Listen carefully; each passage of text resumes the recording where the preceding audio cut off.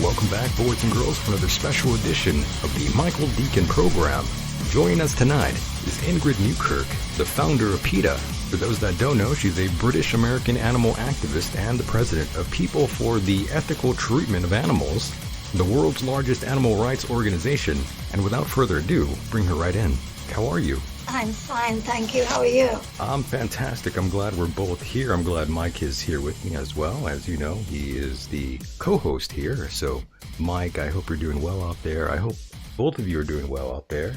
And good afternoon to you, Michael. Yeah. Good afternoon, or wherever you are, Ingrid. I'm not sure, but good afternoon to you as well. It's an honor to meet you.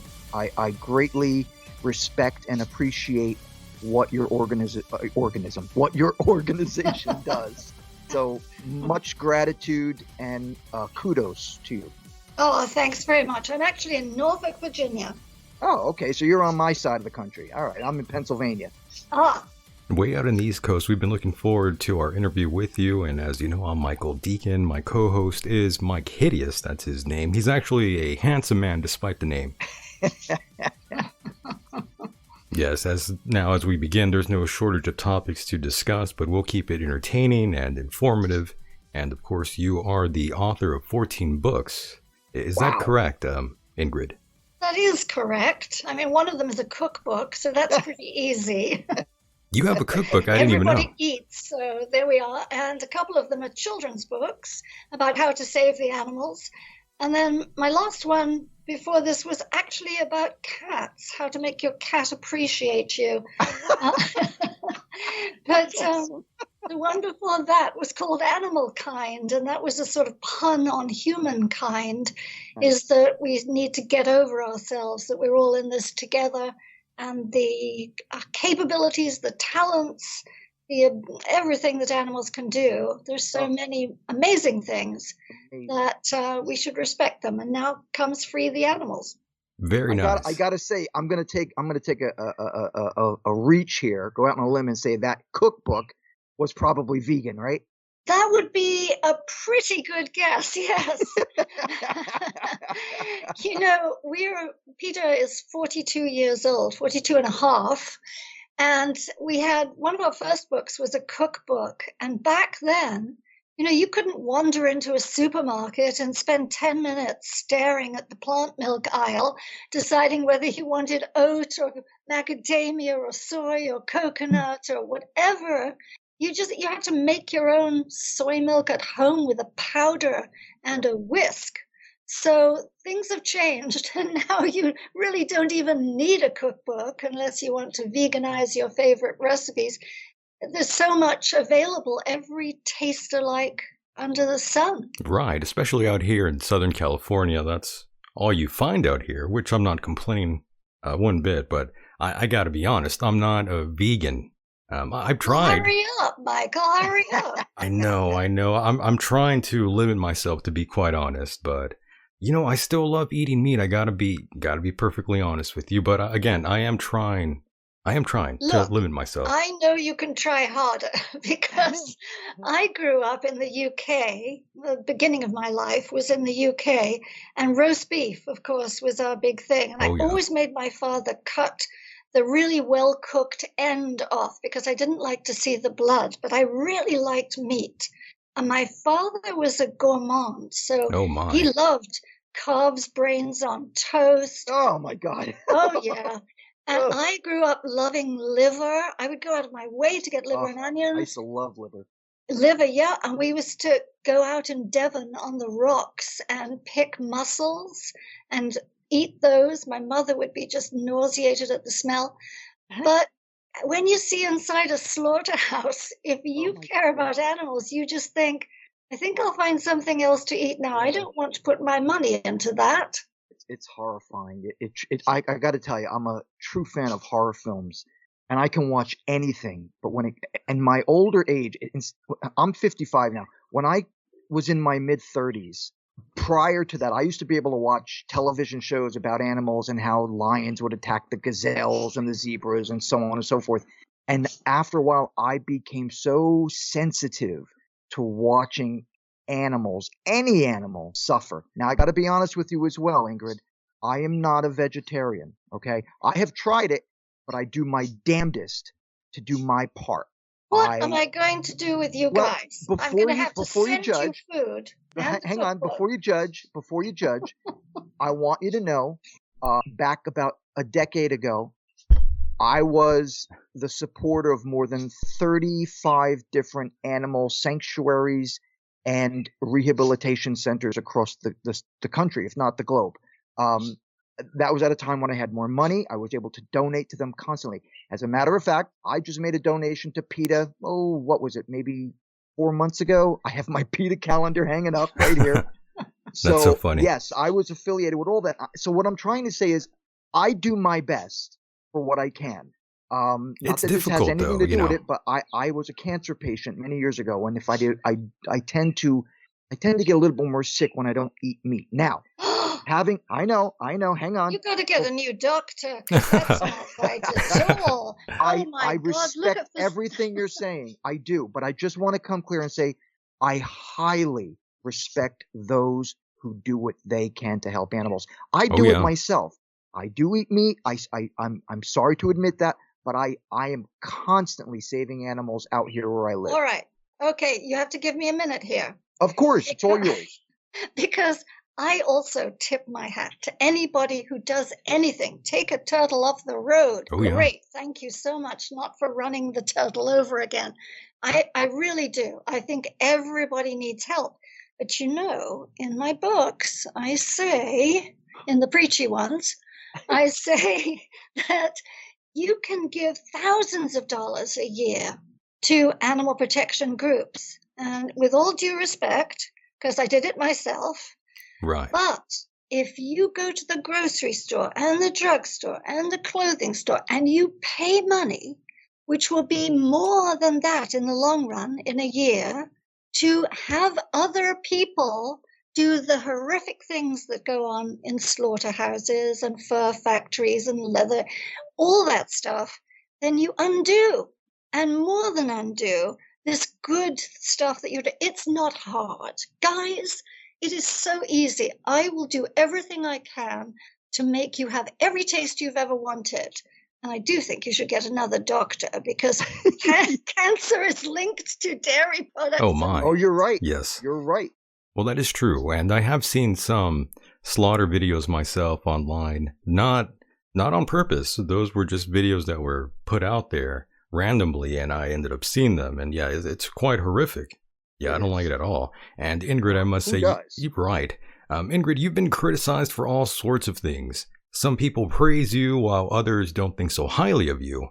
And I got to say, you're in good company here. We are disliked by many and loved by few.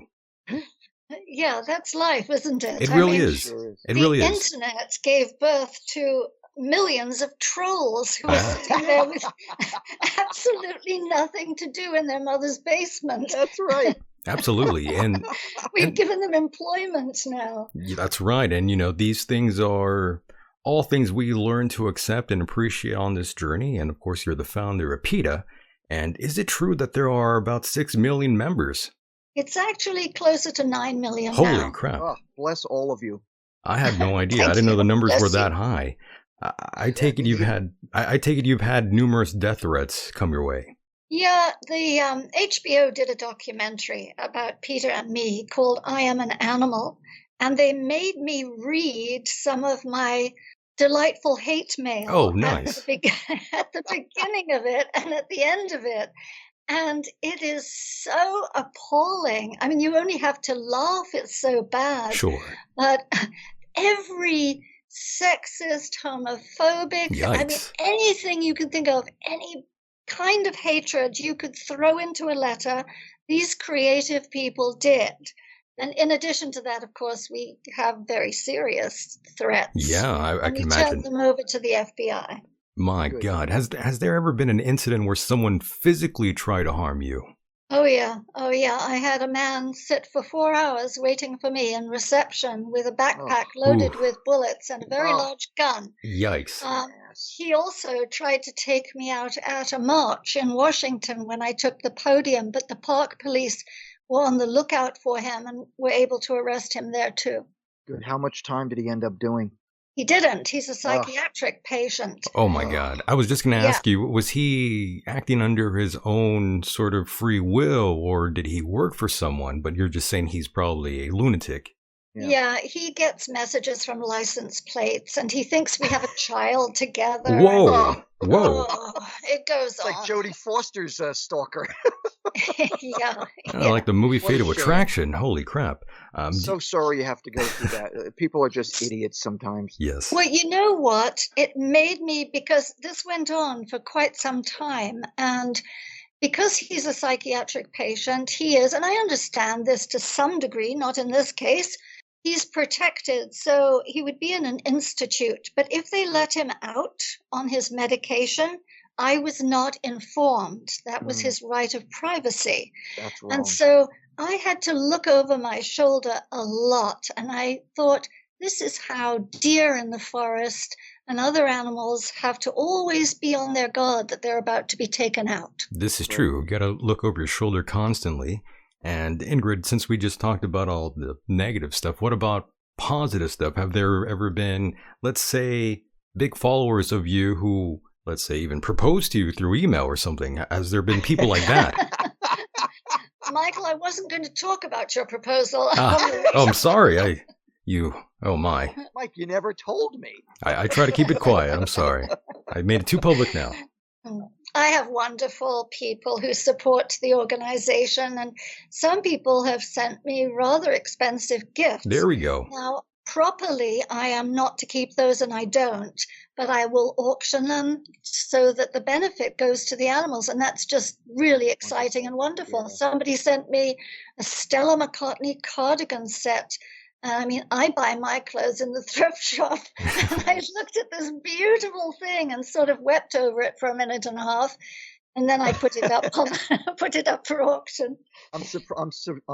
Actually, I believe you probably never got a fur coat, leather jacket, or caviar in the mail as well for his presents. No, but you know, we get, oh gosh, hundreds and hundreds of fur coats a year by people. Oh, you've got to be kidding me. No, That's they've odd. had a change of heart. And Okay. they send them to us, and we send them to a group called Life that sends them to refugees in countries where little children, they're cut up for little children to make coats in the winter because you can't bring the animals back. Of course. And I did have a fur coat when I was 19. I was very proud of it. There were no animal rights activists then to hand me a card or have a word in my ear. Different time of life back then. Yeah. Yes, I a very, understand. very different time. And, I own a leather jacket, by the way. I didn't buy it. We'll take it. I know I might have to give it back, unfortunately. But again, you mentioned being born in England, and tell us about that. I understand you moved to India as well at a very young age. I did. My father was a navigational engineer, and so I was born in the UK, and we traveled around Europe a bit for his job. And then at 7.5, he went to India because they were fearing a war with China. And he was on a contract. He was a defense missile person, which is quite a change from what I do. Sure. And I lived in India till I was 16, which was quite an experience. I'll bet. Yeah, exactly. What was that like for you during that time growing up? Well, there was an elephant who was round the corner from our house at the Ashoka Hotel. How cool. And I used to go and hang out with this elephant. Her name was Rani. Oh. And her keeper would let me sit on her back and stroke her and so on. And it wasn't until years later that I learned how horribly they're trained to do that sort of thing and how they don't have a life. But at the time, I thought it was grand. Yes, and I also imagine it probably was a little bit difficult as well, being in such a foreign place. Yeah, my mother was always very outspoken. Not that you could tell that from me. And we would go out, and if we found a dog who was suffering or a bullock who was pulling a cart who was being beaten, we would take action. Always did. It didn't matter if you didn't speak the language. There's a universal language of don't do that, and a universal language of please help this animal. That's wonderful. And did you board a religious school? Oh gosh, yes, don't remind me. It Oh was no. hideous. So did I. Did you really? Well, I mean, for the first 2 years of high school, I was sent to a school called Patterson Catholic in New Jersey, which I failed terribly at because I just hated it. Yes. I was not a private school, Catholic school type of person. I was a Was it a troublemaker. boarding school? Not a boarding school, just a regular private high school, which I didn't want to go to in the first place. But that's a whole other story. So you had half of hell. I had full hell by being in a boarding school 9.5 months of the year. Was it your parents that were religious? Oh, no. It was just a question of education. Oh, okay, I see. We were in Delhi, which is very hot in summer. And so children are sent away into the hills and the mountains to school. There are also, parents have cocktail parties and all sorts of things like that. And you don't want the children to be there. So you send them away to boarding school where we had, it really was like that. We had nuns who were extremely annoyed that they had been sent from Ireland to absolutely nowhere in India. And they would hit you. I mean, they just, any excuse, they'd hit you. Oh no, yeah, so they were hitting you out there. Well, yeah, different time of life, Michael. That was a different world back then.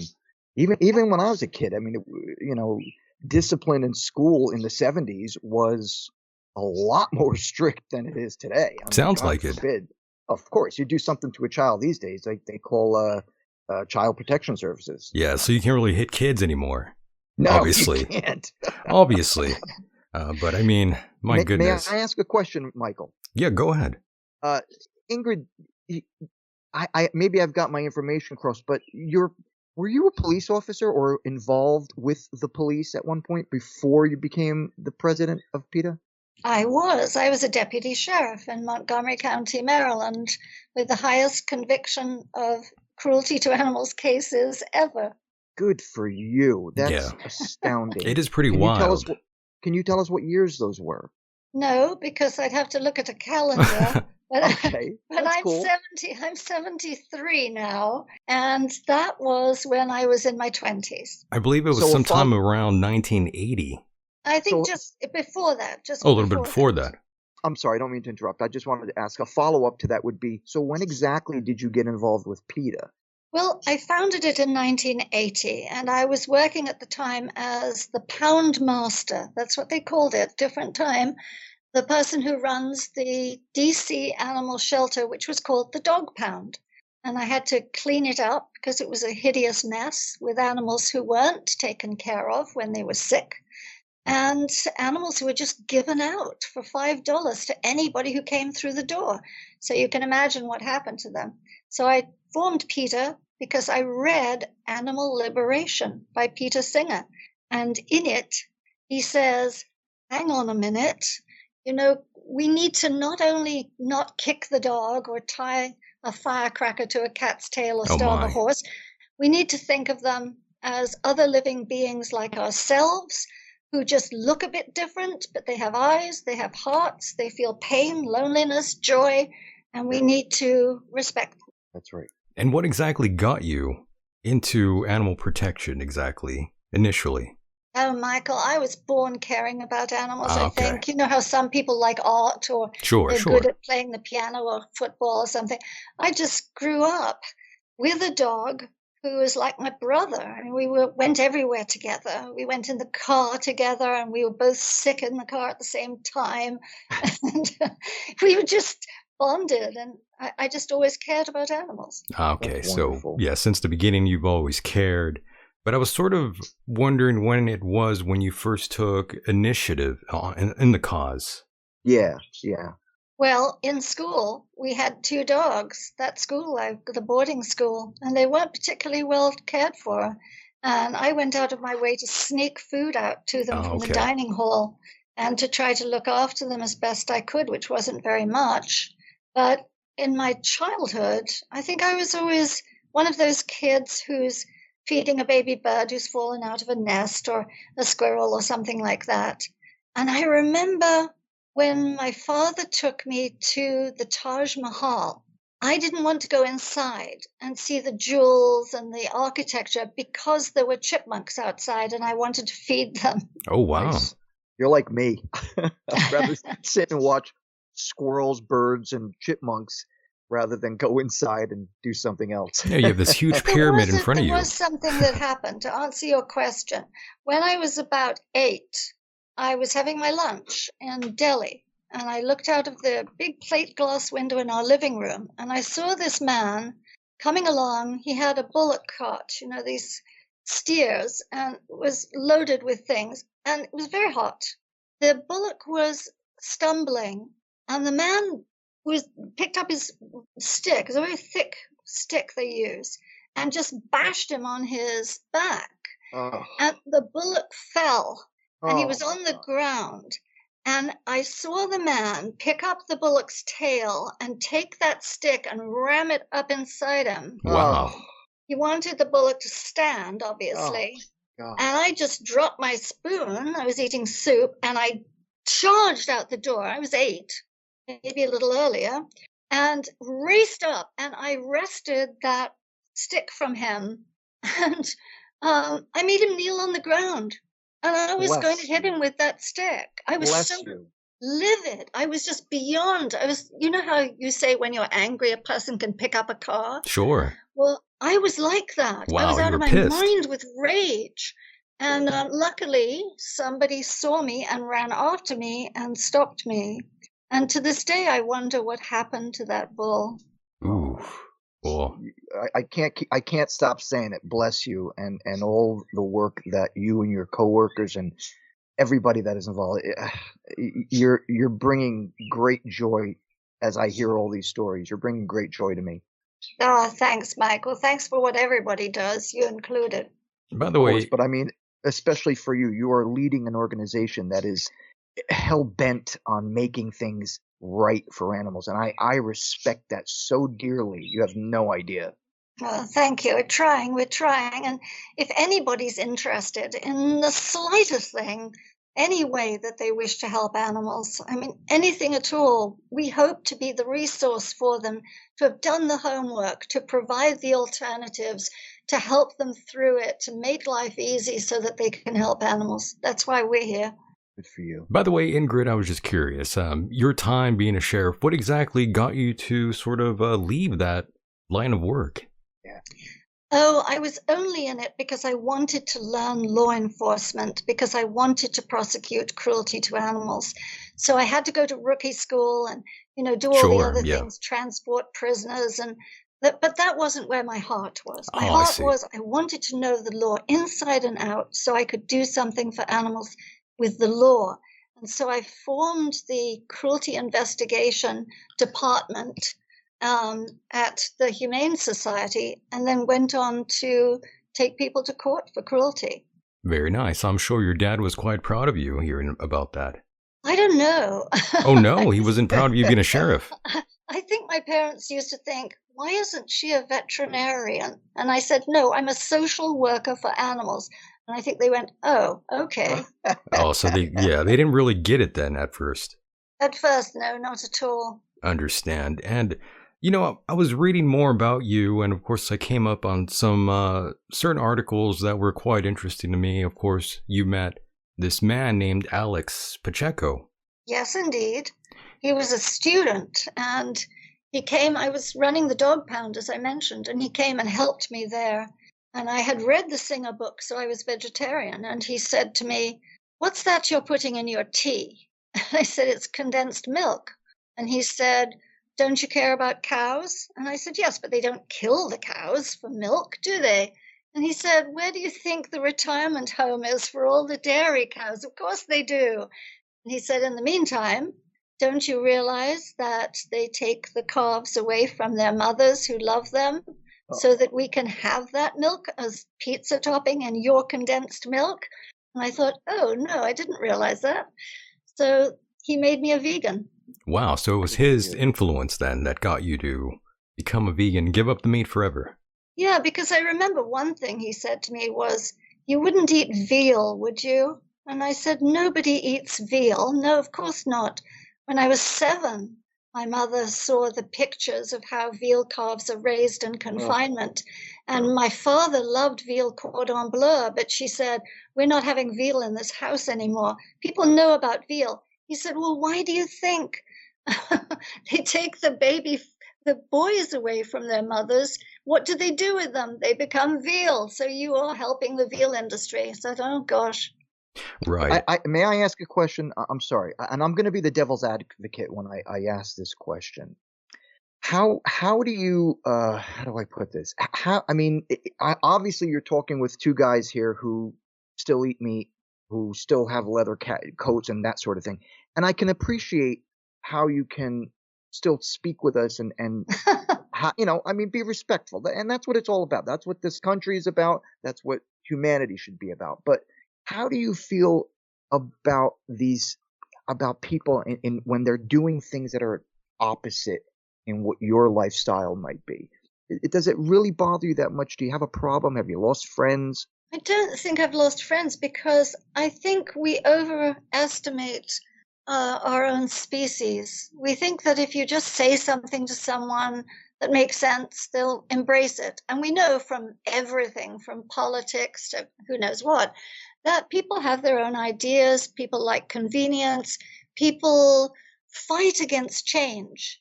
Now, I was in the Seattle airport and there was a cup at the coffee shop that said, if you don't like change, leave yours here. I thought that's very clever. But that's good. People resist. I've automatically resisted change all my life, like everybody else. And so advertising people say someone has to hear a new idea that even if it makes absolute sense 7 times before it really sinks in. So you hear it on the radio, somebody says something, you read it, you see an ad, all that stuff. So I know that we're slow learners because I was an incredibly slow learner, and I'm sure there are things I haven't done yet that I'll look back on and think, what was wrong with you that you didn't get that? Well, if I may, just a follow up to that, how do you feel about the evolution of humankind having been omnivore species, eating both meat and vegetation? How do you put that into perspective with the society that we live in today, where we're more conscious about what we eat and put into our bodies, and of course about the ethical treatment of animals? So again, how do you what's your theory, believing that, and I'm assuming you believe in evolution, yes? No? Oh, yeah. Mm-hmm. Okay. So again, humanity grew up throughout the millenniums having been this omnivorous, I don't even know if that's the right word, omnivore species. Again, your thoughts on that? Well, I don't think we are omnivores because we think we're supposed to be. I don't think we eat meat because we think, oh gosh, yes, I'm an omnivore, I should have a bit now and then. I think we eat meat because we grew up getting adjusted to the taste of it, and then we came to love it. I mean, no one ever says to you, oh God, I couldn't live without broccoli, but that's true. People say, I can't imagine a world without cheese. And you think, yeah, that's because it has casomorphines in it, which do a little something to make you feel good in your brain. But I think we eat now as if we're total gluttons, as if we have no ethical principles sometimes, because it feels good. We like it. Other people are doing it. That kind of thing. But if you talk to someone like, or read, I guess you can't talk to him, Professor Leakey, one of the biggest anthropologists, if not the biggest anthropologist we've known, he goes on about how we have fingers instead of claws for meat-eating carnivorous animals, fingers to pluck. We don't have these big canines that, say, tigers and other. We have grinding teeth like cattle who are vegetarian. If you look at other primates' diets, like chimpanzees and monkeys, some of them eat meat by attacking other monkeys sometimes, or small animals, but mostly they eat fruits and nuts and all sorts of things like that. So I'm not sure it really matters what we think about where we came from. my interest would be in the evolution of us ethically, is that we look around and we think, there's a lot to eat out there, and I don't think I need this chop. I agree. And not for nothing, I mean, there are other countries, particularly countries that are either third world or just poor in general, India, there you go. I mean, India, there aren't too many gluttons in those types of countries. In America, everywhere you look is food, food, food, food, food. 24 hours this, 24-hour supermarket, one on every corner. So we are essentially habitually addicted to getting food at any point in time of the day, and we just stuff ourselves. Easy access. Easy access, Michael. Well, it's beyond easy access too. It's that and I mean, I'm not talking, anti-corporate or anything like that. This is just a fact. I said to someone a couple of years ago when I was traveling a lot, you go to an airport, you have to walk a mile through fast food restaurants to get to the gate. And who can say no? I mean, there's a funnel cake, there's a this, there's a that. It's just ice cream. It's nonstop. So you have to have a steel constitution, steel brain to think, no, no, no, no, I'm going to my gate. Discipline. It's discipline. But this is not by accident that people are trying to sell us stuff and we're falling for it because we're weak. I mean, we just think, oh, that would be nice. And then off we go. Well, the corporations have such a stronghold in America. I mean, we have the highest obesity of any country in the world, I would say. Yeah, it's awful. That's pretty crazy if you think about it. Absolutely. We actually had to come up with something here called fat shaming because there were so many people. It's so non-PC. Yeah, it's non-PC now because there's so many people who are obese. Our rate of obesity is so high that we had to, instead of correct it, we had to come up with a way to stop people talking about it. And it shouldn't be shameful. That's shameful, I think, but it shouldn't be shameful. It should be something correctable. Well, I agree with you on that stance, 100%. I mean, absolutely. Lots of people are Michael, very unhealthy. I'm sorry, go ahead. I was just saying people nowadays are extremely unhealthy. And, growing up, my parents would be like, you're getting a little heavy there. And nowadays, nowadays that's frowned upon these days. But, growing up, they would definitely tell me that, you're looking a little heavy there. You're putting a little bit more weight. Some people would say, well, that's not right that your parents did that. But these were different times. I think if you're we've discussed this, sure. Michael, if you're overweight, it's because not to fat shame anyone, but if you're overweight, that's unhealthy. That's not right for humanity. Well, it's just unhealthy. The thing is, people say, well, it could be genetic, it could be this. We don't have all these genetic faults here in our country that the majority of people almost now are overweight or obese. And people are desperately all in the gym and running and so on to try to keep it off. It's food. It's pure and simple food. It's processed food. It's fried food. It's meat. It's cheese. These are the things that are putting on the pounds. And if people go to a diet that's low in fat and that's vegan, the weight, unless they truly do have a genetic defect or problem, the weight just disappears. So, duh. Yeah, I agree. That's why when I hear this thing, this PC comment about, you're fat shaming, why would you want to be 350 pounds overweight from stuffing pizza, cheese, and, Cheetos down your throat? I mean, you got to be conscious of these things. That is not how humanity was developed. They also say it's linked to depression as well. It could be. It could be a little bit of both. I've been there. You've been there. Sure. But you got to make the effort to keep the weight off it. I mean, I love ice cream. I love chocolate, and if I see myself getting too much of it, I got to step back. Yeah. You're giving up. Yeah, you're giving it too much. But anyway, back to the conversation. Yes. Yes, it's quite insane, the world we live in today. But, just to go back for 1 second when we were talking about monkeys and Alex there, I still recall first hearing about the Silver Spring monkeys case in the late 90s. A little bit after the fact. And of course, at that time, I didn't know how severe it actually was. Hell, I was still learning about Ham going into space, let alone monkeys being tortured like that. Yeah. Yeah, the first chapter of Free the Animals is about the Silver Spring Monkeys case. I go into how that was so exciting to be able to open up a laboratory so that people could actually see what was going on inside what turned out was a stinking warehouse. Yeah. Where a psychologist with no medical training, no veterinary training at all, was opening up the backs of monkeys, rendering their arms useless, and then electroshocking them so that they would be forced, if they could, to pick a raisin out of a tray. I mean, total rubbish, lots of money from the taxpayer.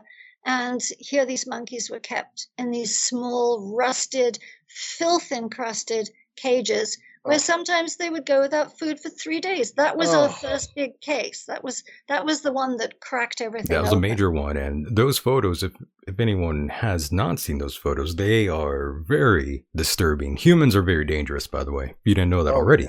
Yeah. I can't even look at those pictures. They just upset me. Don't do it. So Don't bad. do it. They're real bad. I put a few of them in the book, Free the Animals, but I also put the happy pictures in there because every single story in the book is about a real life. Every fact is there, except the names have been changed. Not of the labs, those are the real names of the labs, but the people who went in and got the animals out.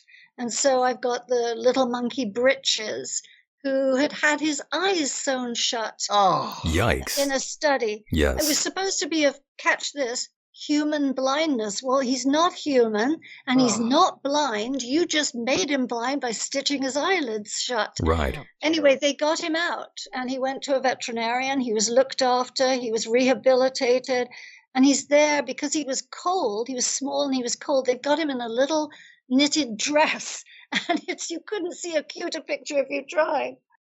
I gotta say, what really perplexes me all my life? What it takes for a person or people or a group to do the unnecessary, horrific, torturous things to animals. I know kids can do things like that, but they're not taught properly. Like I did stupid things when I was a kid, burning ants with a magnifying glass. But as I got to my teen years, I began to love animals. In fact, I wanted to be a veterinarian. But again, I just can't see how people can do that to any living creature. Well, Mike, there's a strange thing. I found this out years ago, and I think it does explain some things because, this Uvalde, Texas shooter, he had tortured cats, and every single school shooter had a history of cruelty to animals that people ignored. People went, oh, that's just him, or that's what he likes to do, or that's sick butt. Every single one of them has a history we could learn from. It's called the link. But what I learned some years ago is there's a thing called a mirror neuron. You may know this in your brain. Yes. And the mirror neuron, as you know, allows you to put yourself in someone else's place. And so you wouldn't do unto them what you wouldn't want done unto you. Yourself. Right? Unless you're insane already, yeah. But some people, and I mean, you see this in serial killers, Sure. is that they actually think it's funny that someone is screaming while they're being tortured or killed. They don't have the mirror neuron, or they have an underdeveloped mirror neuron, so they cannot empathize. It's just not there. It's almost a birth defect.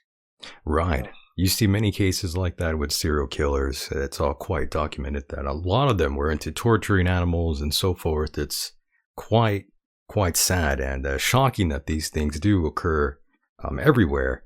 Some cultures are a little bit more cruel than others when it comes to the treatment of animals, as we all know. And but before we let go of the whole monkey thing and all of that, going back to Alex for 1 second, when was the last time you spoke to Alex, by the way? Oh, I think about a year ago. Oh, wow. Okay, so quite recent. I don't mean to interrupt you, Michael, but we need to tell the listeners who Alex is. Alex Pacheco? Is the co-founder of PETA. He was a George Washington University student who came along, made me a vegan by shaming me about putting milk in my coffee. And together we formed PETA. He immediately left to go to Alaska to study whales. But anyway, we formed PETA. That's cool. I just wanted to make sure the listeners knew who Alex was. Sorry, Michael. I didn't mean to interrupt you, buddy. No worries. And of course, as I was mentioning earlier, you faced all sorts of criticism and been a part of various allegations made about PETA members as well. I think it all came from, the doings of the Huffington Post. It seems like you really pissed people off over there. I'm not sure what that was about. I mean, we do upset a lot of people. We upset anybody who uses animals in the circus, in the fur trade, in the meat business. We've got a lot of enemies. You do. And so, yes. you take it doesn't really matter. To me, it's water off a duck's back. The message is strong. It's still there. Right, it's honest, it's fair, and it's kind. All I'm asking people to do is be considerate, be respectful, be kind, and don't impose any unnecessary violence on animals. So if you object to that, you've got to have a vested interest somewhere in continuing to do that or support what comes from it. Right. Absolutely. And of course, you get criticism for the over-the-top exhibitions, which can be debatable. It's subjective, in my opinion. Is it a little shocking? Sure. Is it a little wild? I would say sometimes you have to be. Shock value works for a reason. But Michael, one thing is, it's shocking because it's hidden from people. That's right. And it's not as if we are creating this shock. What we're doing, and a famous president said this a long time ago, is I just tell the truth and they think it's hell. Is that you just show the reality of what's happening and people go, don't show me, I can't look at that, that's too horrible, I don't want to see, that's shocking. That's reality. It doesn't have to be that way. And we won't show you an image if somebody isn't doing that to an animal. But people can only get involved if they see what's happening in the labs, in the slaughterhouses, on the transport trucks, in the fur farms. If they see and they're kind, they'll think, I need to help do something to stop that. Well, not everyone's into it. Not everyone's into this sort of thing. Knowing the truth, knowing where the food comes from, knowing how bacon is made, all these sort of things. No one really likes to contemplate that sort of thing. That's kind of the issue with, not just with animal rights or anything, but with everything. No one really likes to know the truth sometimes. You're absolutely right. And I think that's why we also get criticism, because we take a lighthearted approach too, because not everything is for everyone. Right. And so we'll have humor, we'll have jokes, we'll have, cute things. We do that sort of stuff too to draw people in so they'll have a laugh or they'll think that's pretty, because there are so many wonderful alternatives that are lovely and cute and pretty. Well, if I may say, what we were just talking about how you've had so many people against you, but you've had so many people for you. The one thing you can definitely say is that with the introduction of the internet, the message has been spread so much more wider than ever before. I mean, how did I even get into PETA? I remember I visited my father a couple of years ago, my parents, when they were both alive, and my father had in the mail a letter from a company that was saving wolves, and they were going to throw it out. So I took it. I began donating to that fund, and then from there I began to get all these other organizations, including PETA and the Humane Society, and oh my God, there's so many others, and I just started donating to all of them. So there is that aspect of, I'm talking about mail here, but prior to that, the internet, I'm assuming, must have been such an easier or better thing and an easier way for you guys to reach the masses. Oh boy. Yeah, we went from handing a pamphlet out on the street to somebody to being able to reach 100,000, 500,000, 1 million views for one video clip on the internet. So the ability to spread the message and show everyone who wants to see what's going on is just phenomenal. It's the total game changer. You're absolutely right. Now I'm going to lose some people here, Ingrid, so bear with me. What I mean by that is I'm going to lose lots of listeners here and people that follow the show with what I'm going to say here, but just bear with me.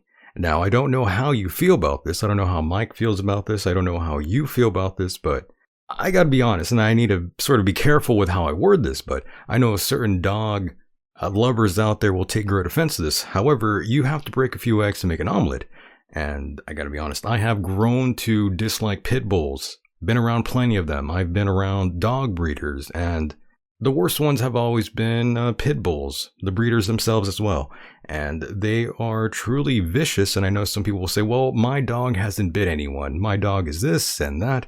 Well, we all know it takes just one incident, and those dogs tend to lose it. And I've personally seen it happen.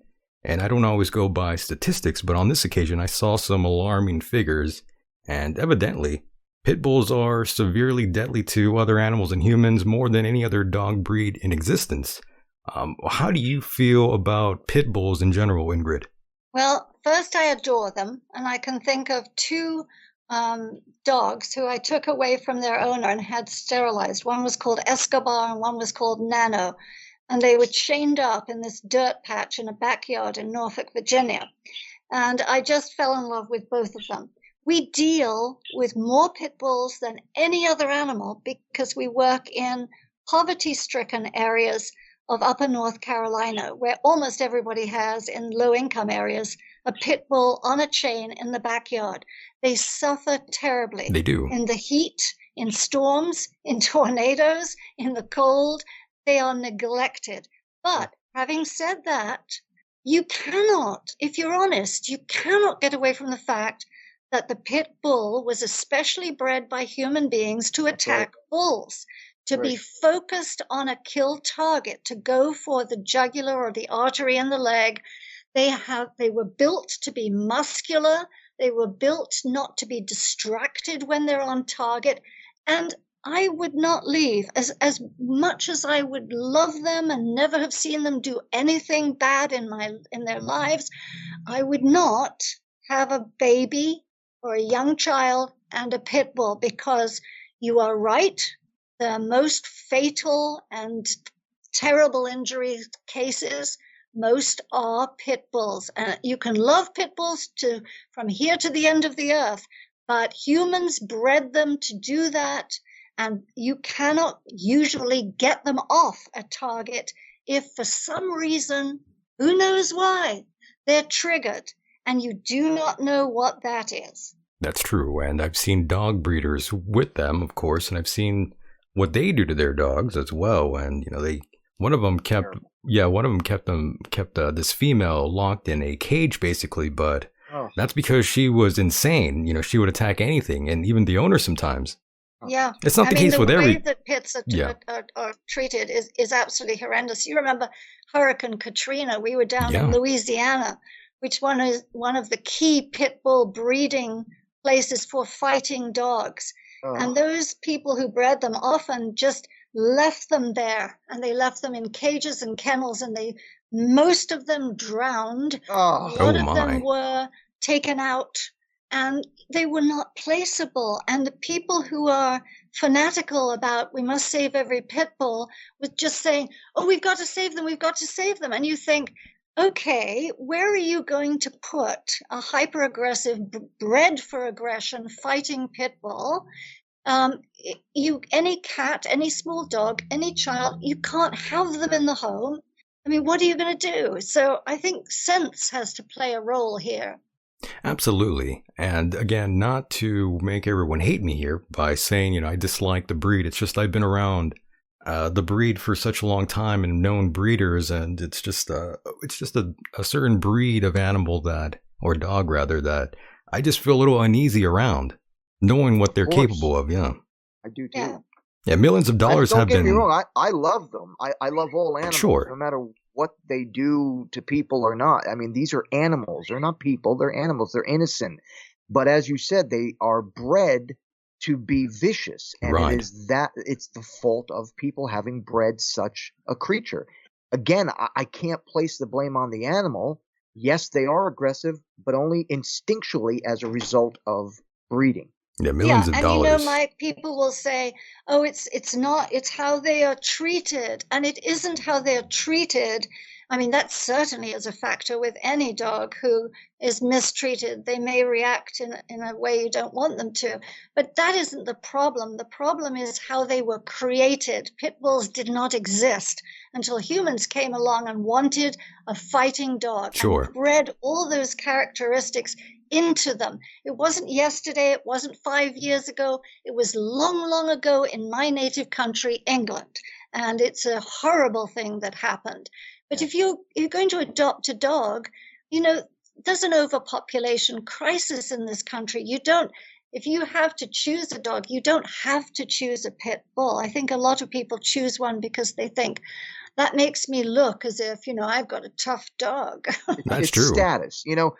Not to interrupt you, but I used to have a cockatoo, which I adopted from a family who had somebody was allergic to the dander. Anyway, I adopted a cockatoo, and I was informed that cockatoos are one of the most returned birds in the birding industry as a result of them being incredibly emotional and needy, as well as being very, very loud. But I have to say, my bird was the best of. He died unexpectedly. Long story, but my point is, there are certain animals that people get for status.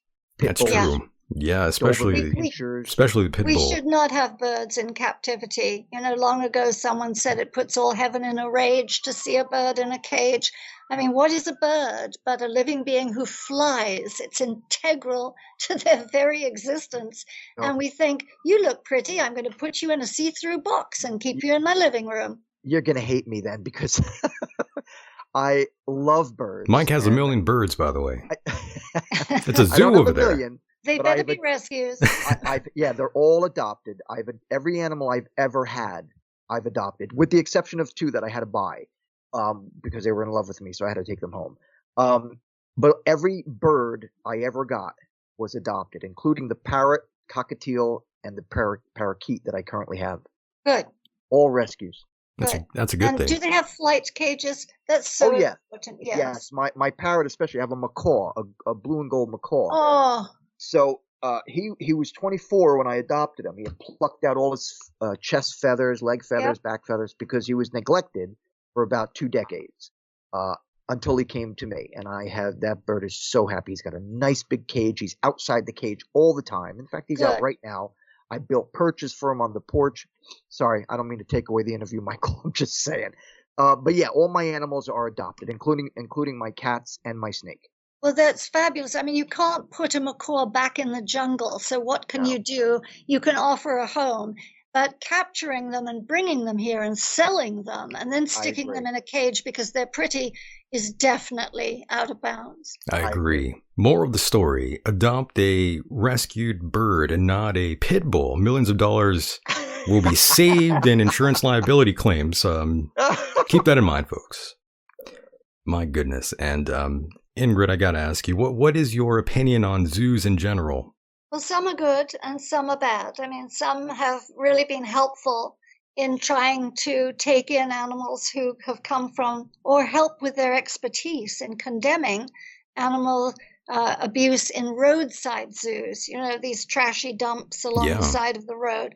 And some are really bad and they've killed animals unnecessarily. They've brought animals in from overseas, Zimbabwe, elephants, and so on, when they have no business doing so. We're wrapping up now, aren't we? Yes, I didn't realize the time has flown. We're winding down here, indeed. That's exactly what we're doing. And that's why I'm asking you these sort of random questions like, in fact, what do you think of the running of the bulls in Spain? Well, I'm not a participant. Right. No, 100, this is really good. Over 100 small towns in Spain have banned the bullfight. And modern Spaniards, young Spaniards don't want to go to the bullfight. And a lot of these arenas have been turned into football stadiums and other things.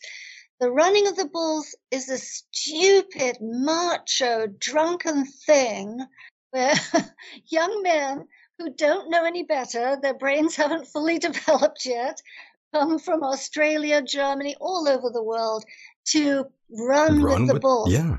The bulls are stampeded, and that night they're killed in the bull ring. Oh. It's going to stop, and we are vigorously protesting it with the help of people in Spain. I don't see how that's fun, again, by the way. Change of times. Yeah, change of times indeed. And I don't exactly know how that could be fun to do, to be honest. Running with Like wild you said, bulls. macho. That's crazy.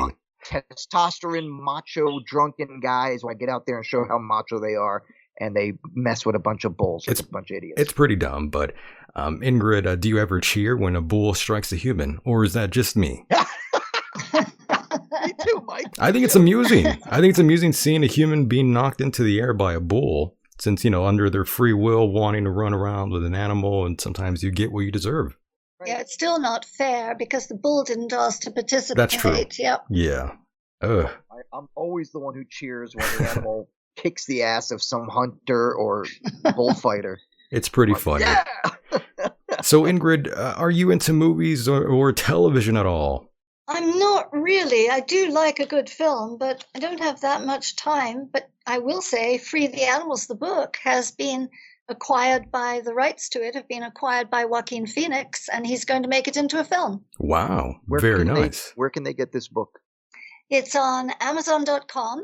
Be sure and get the 30th edition, 30-year edition, because the original's still there. And this one is updated and has an afterword by a neuroscientist who is really fascinating, and a foreword by Joaquin himself. Very nice. I had no idea he was that involved. And of course, everyone has downtime from their immediate pursuits.